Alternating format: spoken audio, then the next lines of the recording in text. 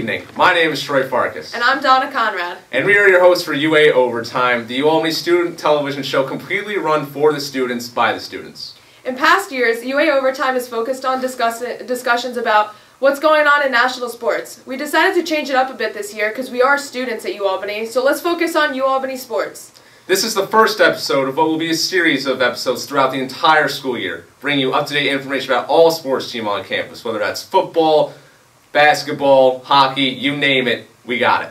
There's a lot of great stories here at UAlbany, so let's start. UAlbany President Robert J. Jones and Foundation President George Hurst III announced that university has received $10 million gift from the Bernard and Millie Children's Foundation to support the football stadium and other facilities, expanding scholarships for student athletes, and addressed additional priorities in athletics. The stadium will now be known as Bob Ford Field at Casey Stadium, named after donors Tom and Mary Casey. UAlbany sophomore star wide receiver Josh Gontarek was suspended indefinitely by UAlbany on the 29th after University Police charged him with marijuana possession and evidence tampering. UAlbany coach Greg Gattuso said in a news release he suspended Gontarek due to the arrest and violation of student and academic policies. Gontarek led the team last year in receptions, yards, touchdowns, and was named the preseason All-CAA team this summer. Before the suspension, Gontarek had 2 touchdowns to go along with 16 catches to lead the Great Danes. The team certainly missed Gontarek's presence last week against Holy Cross in a 37-0 loss. It is unsure if or when Gontarek will return to the team. As we head into Week 6 of college football, the Great Danes look to improve their record to 3-3 at home against Maine. But before we take a look at this week's upcoming matchup, let's look back on their season thus far. The team started Week 1 with a tough road loss to Buffalo, but then picked up their first conference win at home against Rhode Island by a commanding score of 35-7. Despite forcing 6 turnovers in Week 3 at James Madison, the Great Danes fell to the number 12 Dukes 42-28. In Week 4, UAlbany hosted Duquesne and won 17-14, keeping the Dukes off the scoreboard in the second half. Last weekend, the Danes struggled at Holy Cross, where they were shut out 37-0. As of right now, the team is 2-3 overall and sits at 3rd place in the CAA with 6 other teams, including Maine. Maine travels to UAlbany this weekend for homecoming, which will be full of excitement, and hopefully the energy of Bob Ford Field will bring the Danes to victory. And now let's send it over to Troy for a look at this week's game. It was homecoming here today. It was a beautiful day as Maine came in to take on UAlbany, but unfortunately the game was not as pretty as the day itself was. UAlbany loses 39-7 for the second week in a row. They are blown out. They have lost their 2 last games by a combined score of 76-7. UAlbany has no answers right now. The offensive line is stagnant. DJ Crook was sacked several times today. The pocket just collapsed down on him. He's not able to get the ball out to any of his weapons. This team is missing Josh Gontarek, who has been suspended indefinitely by the team. They're missing that weapon on the outside. They're just not getting the ball. Z Robertson was a bright spot for the team tonight. He goes for over 100 yards in the air. That was really the only bright spot for the offense. The rushing game, which has been their go-to all season long, Elliot Krosky manages just 14 yards, and the team itself averages 0.2 yards per carry, as opposed to Maine. They average almost 5 yards a carry today.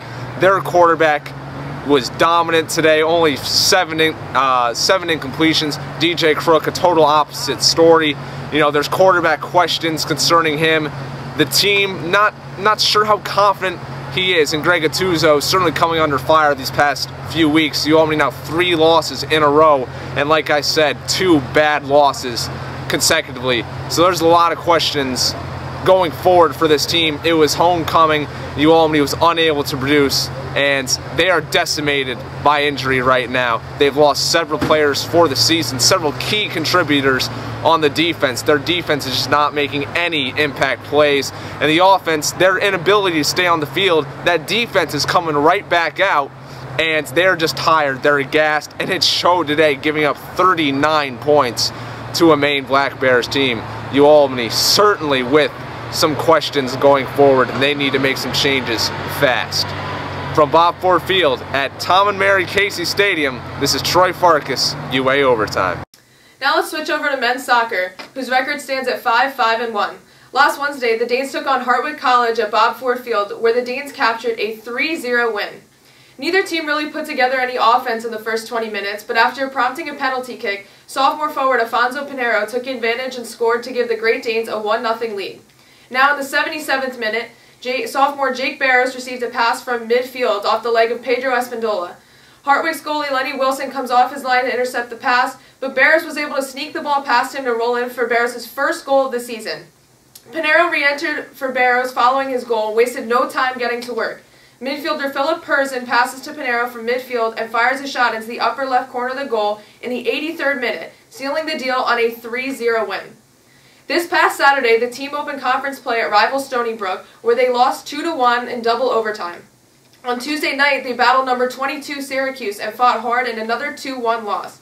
The men will continue conference play this Saturday at UMBC. Flip it over to the women's side, where in their first conference game of the year, UAlbany senior midfielder Krista Fitzpatrick set the program's all-time assist record against Binghamton. She started nearly every game since she arrived to campus in 2012, so congratulations Krista and good luck to you the rest of the way. As for the rest of the team, they opened up conference play 2 weeks ago and currently stand at 1-2-1 in the conference, falling to Stony Brook 2-0 in their most recent game. We'll keep you updated as conference play continues. Coming up in just a few minutes, we will be sitting down with 2014 America East Rookie of the Year Vivian Vega to talk more about the team and their season. We'll be right back with more UA Overtime.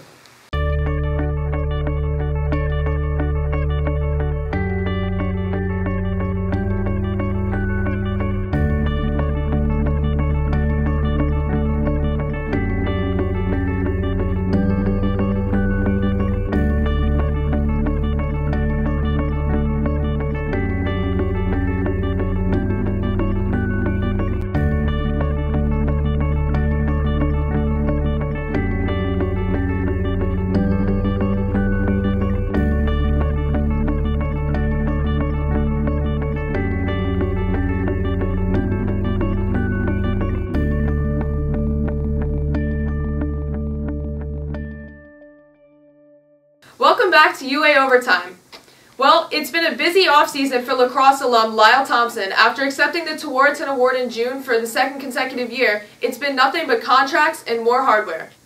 He was selected first overall in the National Lacrosse League a few weeks ago by the Georgia Swarm. Thompson will be reunited with brother Miles, who was drafted third overall by the Storm in 2014. Lyle is the second person ever to be in the first overall pick in both the NLL entry draft and the Major League Lacrosse collegiate draft. Now, just before he was drafted #1 overall, Lyle Thompson was playing alongside four of his brothers, including former UAlbany star Miles Thompson, at the World Indoor Lacrosse Championship a few weeks ago. Lyle and his brothers helped lead the Iroquois Nation team all the way to the championship, where they fell to Canada. Along the way, they beat a United States team that featured his brother and another ex-UAlbany player, Ty Thompson. Current goalie Blazer Jordan was also a member of the U.S. team, as was alum Joe Resiteritz. Lyle led his Iroquois team in goals for the tournament, scoring 16. Well, Troy, you mentioned Lyle and Blaze, and they both happen to be up for Inside Lacrosse's annual Laxey Awards this year, which are voted on by the fans. Lyle is nominated for D1 Men's Lacrosse Player of the Year, in addition to the magazine's Player of the Year award. Blaze's famous coast-to-coast goal against Cornell is up for Highlight Reel Goal of the Year. The goal was also nominated for an ESPY and made it to #5 on ESPN's Top 10 Plays. Lyle Thompson and Paul Heuser aren't the only Great Danes, past or present, racking up the hardware. Switching over to the green now, where sophomore golfer Annie Lee has been named the MAC Golfer of the Month for September. The Canada native tallied an average score of 76.5 in 3 September matches. In one of them, at the Penn State Nittany Lion Invitational, she finished 5th out of 56 golfers. And at the Dartmouth Invitational, Annie Lee shot a career-best 71 in her second round. Oh yeah, Tana, that was a lot better than I could do. You and me both, Troy. And now on to something that we both could never do. Let's talk about the Great Danes field hockey team, who is currently ranked #6 in the nation, and rightfully so. The girls are 9-1 on their season, and their only loss is coming from #2 ranked UNC Tar Heels. Conference play opened up last Friday as UAlbany defeated Vermont 3-1, and then on Sunday beat conference rival New Hampshire 4-1. Troy, let's take a look at that game. Well, UNH was UAlbany's toughest test in the America East last season, but it didn't show in this game. Sophomore Anna Bottino slicing and dicing with some fancy stick work gets the pass off to Liza Morgan, who taps the ball by the UNH goalie. UAlbany up 1-0. Later in the first half, Megan Ma takes the penalty corner and dishes it to Frederica Helmke, who fires the shot just like that. UAlbany up 2-0. Again in the first half, Cameron Diaz, not the actress, she does the crossover, puts UAlbany up 3-0. Again in the second half, Paola Heuser, the UAlbany star, makes her way down the field, delivers the pass to Bottino, gives UA the 4-point lead, and UAlbany would go on to win 4-1. I love how much talent's coming off the bench. The way they're, when they're called upon, you know, they're nothing short of ready to go. Yeah, it's been remarkable what they've been able to accomplish this season. I love watching this team. They've handled so much adversity, and it's really incredible what they've done this year. Me too. They're a fun team to watch. Always a good game with them. Stay with us, and we'll be back in the studio with women's soccer player Vivian Vega.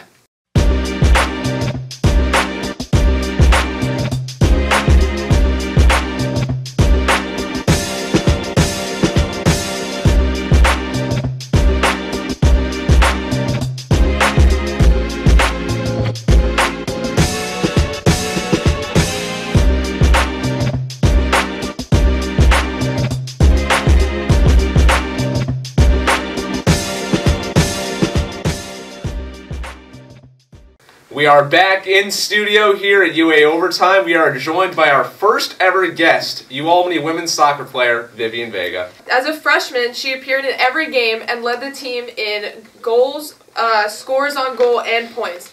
She was named 2014 America East Rookie of the Year, and this year as a sophomore, she currently leads the team in goals, shots on goals, and game-winning goals with 3. So without further ado, let's welcome Vivian Vega to the show. What's up, Viv? Hi. Thank you for joining us. Viv, you were a freshman last year. Did you think you were going to have as big of an impact as you did? I honestly had no idea. I was just coming in as a freshman from the other side of the country, and I was like, I'm just going to try to do my best and hopefully do something.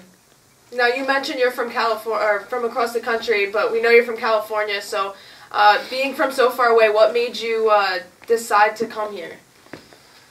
I really just wanted to play Division I soccer, and that's what brought me all the way over here. Now, I mean, the weather here is nothing compared to California. I mean, so, like, and you've probably never played in conditions like this in California. How has that adjustment been? It's definitely different. We had a game last year when it snowed a little, it was raining, and it got sunny at the end, and then wearing Under Armour at every game. I'm the only one on the team wearing it, so... I mean, it's different, but I kind of prefer playing when it's cold and hot. So really? I like it. Okay. Well, that's a positive. Now, a little bit about you or the team. What are some goals that either you've set for yourself or the team has set overall?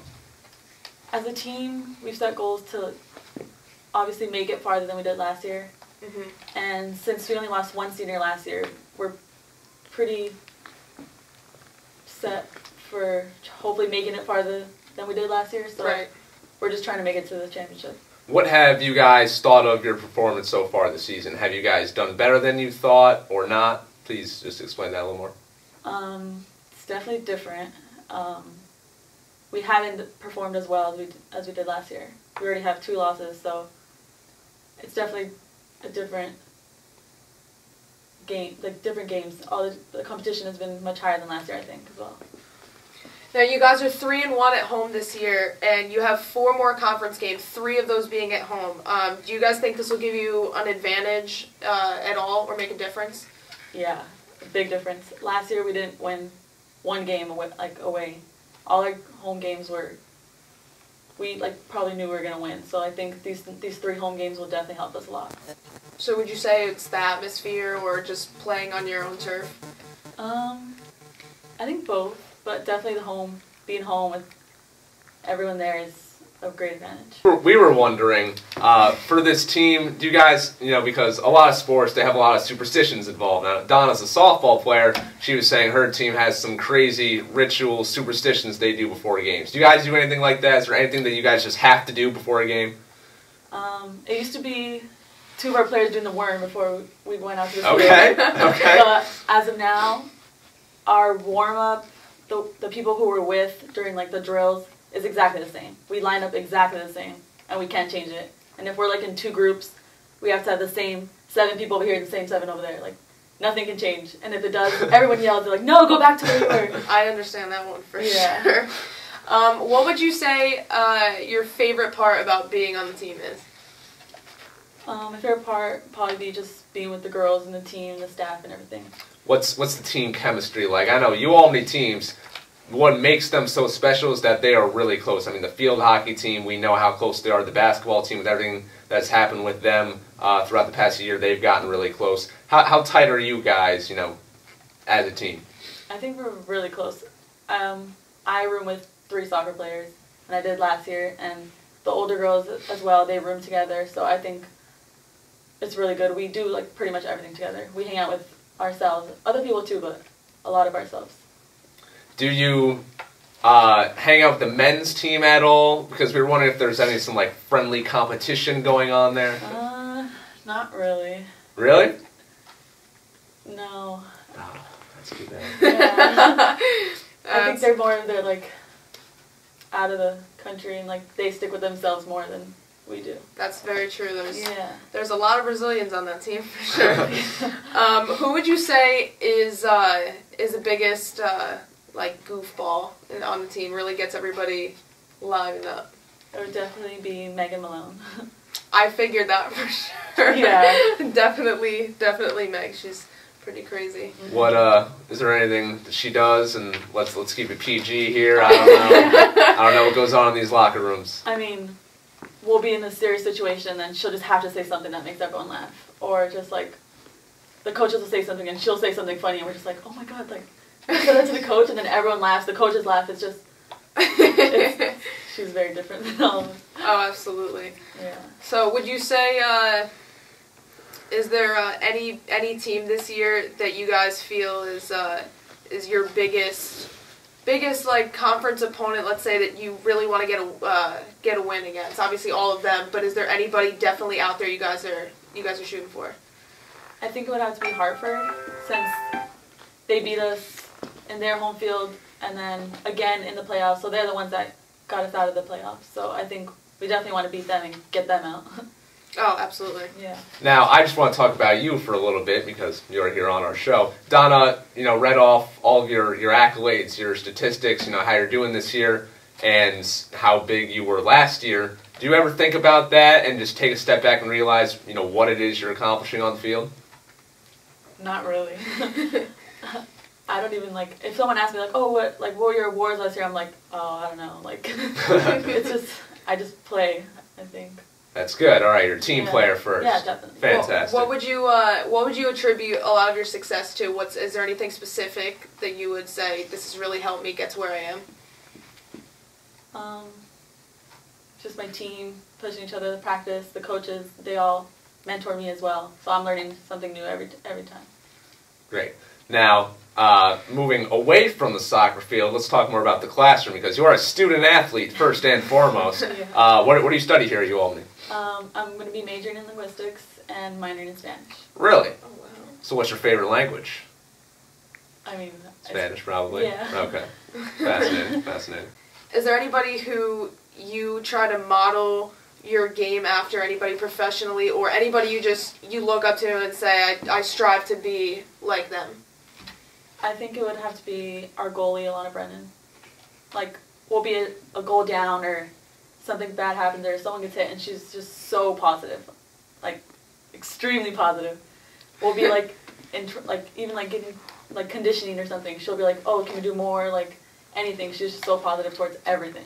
So I think that's something I'd want to be. That's fantastic. That's a good quality to have when you're playing, for sure.